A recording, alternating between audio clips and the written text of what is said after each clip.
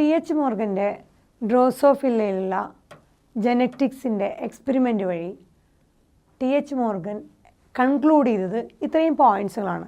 So TH. Morgan conclude ചെയ്തതൊക്കെയാണ്: linked genes arranged linearly on the chromosome. ക്രോമസോമിൽ ജീനുകൾ linearly ആണ് അറേഞ്ച് ചെയ്തിരിക്കുന്നത്. ആ ജീനുകൾ തമ്മിൽ ലിങ്ക്ഡ് ആവാം. സോ ലിങ്ക്ഡ് ജീനാണെങ്കിൽ ക്രോമസോമിൽ അവർ ലീനിയർലി ആണ്, ലീനിയർ ഫാഷൻ അല്ലെങ്കിൽ ലീനിയർ ഓർഡറിലാണ് അറേഞ്ച് ചെയ്തേക്കണേന്ന് പറഞ്ഞു. രണ്ടാമത്തെ കാര്യം, 2 genes can get separated if an exchange occurs between chromosome. ഒരു ക്രോമസോമുകൾ തമ്മിൽ, 2 ക്രോമസോമുകൾ തമ്മിൽ എക്സ്ചേഞ്ച് നടക്കുകയാണെങ്കിൽ ഈ പറഞ്ഞ ജീനുകൾ സെപ്പറേറ്റഡ് ആവാനുള്ള സാധ്യതയുണ്ട്. നമ്മൾ ആദ്യം പറഞ്ഞ പോയിൻ്റ് എന്നാണ്, ഒരു ക്രോമസോമിൽ ലിങ്ക്ഡ് ജീൻസ് ലീനിയർ ഫാഷനിലാണ് അറേഞ്ച് ചെയ്തിരിക്കുന്നത്. പക്ഷേ ഈ ക്രോമസോമുകൾ തമ്മിൽ ഒരു എക്സ്ചേഞ്ച് നടക്കുകയാണെങ്കിൽ 2 genes can separated. ഈ ലീനിയർ ഓർഡറിൽ കിടക്കുന്ന ജീനുകൾ സെപ്പറേറ്റഡ് ആവാനുള്ള സാധ്യതയുണ്ട്. എപ്പോൾ ക്രോമസോംസുകൾ തമ്മിൽ എക്സ്ചേഞ്ച് ചെയ്ത് ക്രോസിംഗ് ഓവർ നടക്കുകയാണെങ്കിൽ 2 genes get separated. ഈ ലിങ്ക്ഡ് ആയിട്ടുള്ള ജീനുകൾ തമ്മിൽ സെപ്പറേറ്റഡ് ആവാനുള്ള സാധ്യതയുണ്ട്. അടുത്തത്, ലിങ്കേജ് ബിറ്റ്വീൻ യെല്ലോ വൈറ്റ്. നമ്മൾ ക്രോസ് 1 ക്രോസ് 2 രണ്ടെണ്ണം പഠിച്ചു ടി.എച്ച്. മോർഗൻ്റെ തന്നെ. അതിൽ linkage between yellow body and white, so white ആയി. അതുപോലെ നമ്മൾ പഠിച്ചത് W&M ആണ്, white and miniature wing. So linkage between Y and W എന്ന് പറഞ്ഞത് സ്ട്രോങ്ങർ ആയിരുന്നു.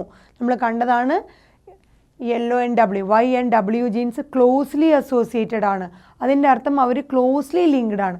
സോ ലിങ്കേജ് സ്ട്രോങ്ങർ ആണ് ആരേക്കാളും ദാൻ നമ്മൾ പഠിച്ച white body and miniature. W&M ജീനുകൾ തമ്മിൽ കുറച്ചും കൂടി അകലമുണ്ടായിരുന്നു. ഫിസിക്കൽ അസോസിയേഷൻഷിപ്പ് കുറച്ചും കൂടി അകലെയായിരുന്നു, അടുത്തടുത്തല്ലായിരുന്നു. അതേസമയം Y ആൻഡ് W ജീൻസ് അടുത്തടുത്തായിരുന്നു. സോ ഇവർ അടുത്തടുത്തായതുകൊണ്ട് ഇവർ തമ്മിലുള്ള ലിങ്കേജ് ആണ് സ്ട്രോങ്ങർ.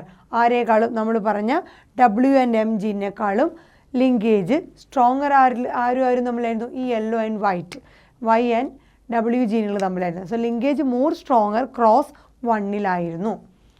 അടുത്തത്, when 2 genes in a dihybrid cross. Dihybrid ക്രോസിൽ 2 ജീനുകളുടെ സ്റ്റഡി നടത്തുമ്പോൾ located on the same chromosome.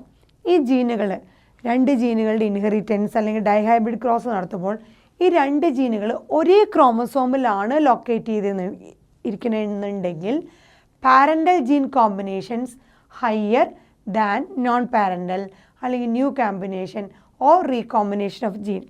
So 2 ജീനുകൾ ഡൈഹൈബ്രിഡ് ക്രോസ് എക്സ്പെരിമെൻറ്റുകൾ നടത്തുമ്പോൾ ആ 2 ജീനുകൾ ഒരേ ക്രോമസോമിലാണ് ഇരിക്കുന്നതെങ്കിൽ, സോ സെയിം ക്രോമസോമിലാണ് നമ്മൾ സ്റ്റഡി ചെയ്യുന്ന ഡൈഹൈബ്രിഡ് ക്രോസ് അല്ലെങ്കിൽ എക്സ്പെരിമെൻറ്റ് നടത്തുന്ന ആ 2 ജീനുകളും ഒരേ ക്രോമസോമിൽ 2 ജീനുകളും സെയിം ക്രോമസോമിലാണെന്നുണ്ടെങ്കിൽ എന്ത് സംഭവിക്കും? സെയിം ക്രോമസോമിലുള്ള ആ 2 ജീനുകളെ ലിങ്ക്ഡ് ആയിരിക്കും.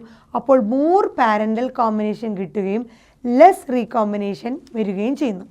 സോ 2 ജീനുകൾ ഡൈഹൈബ്രിഡ് ക്രോസിൽ നമ്മൾ ടി.എച്ച്. മോർഗൻ സ്റ്റഡി ചെയ്ത 2 ജീനുകളും ഒരേ ക്രോമസോമിലാണ്, ഒരേ ക്രോമസോമിലുള്ള 2 ജീനുകളാണ് എന്നുണ്ടെങ്കിൽ പാരൻ്റൽ ജീൻ കോമ്പിനേഷൻ ഫ്രീക്വൻസി കൂടുകയും ആരേക്കാളും കൂടുതൽ പുതിയ റീകോമ്പിനേഷൻ ഓഫ് ജീനേക്കാളും ഫ്രീക്വൻസി കൂടുതൽ എപ്പോഴും വരെ പാരൻ്റലായിരിക്കും. ബിക്കോസ് ആ 2 ജീനുകളും ഒരേ ക്രോമസോമിലായതുകൊണ്ട്. അടുത്തത്, പ്രൊപ്പോർഷൻ ഓഫ് റീകോമ്പിനൻസ്. ഇനി ഈ ജീനുകൾ തമ്മിൽ ഒരുപാട് അകലെയാണെന്നുണ്ടെങ്കിൽ, അസോസിയേഷൻഷിപ്പ് കുറവാണെന്നുണ്ടെങ്കിൽ നമ്മൾ പറഞ്ഞു ലിങ്കേജ് കുറവാണ്, അപ്പോൾ റീകോമ്പിനേഷനുള്ള സാധ്യത കൂടുന്നു. അങ്ങനെയുള്ള കേസിൽ proportion of recombinants varies even if 2 genes present on the same chromosome. ഒരേ ക്രോമസോമിലാണെങ്കിൽ കൂടി ഈ റീകോമ്പിനേഷൻ്റെ ഫ്രീക്വൻസി മാറിക്കൊണ്ടേയിരിക്കാം. സോ റീകോമ്പിനേഷൻ എന്ന് പറഞ്ഞതിൻ്റെ പ്രൊപ്പോർഷൻ വേരി ചെയ്തിരിക്കാം.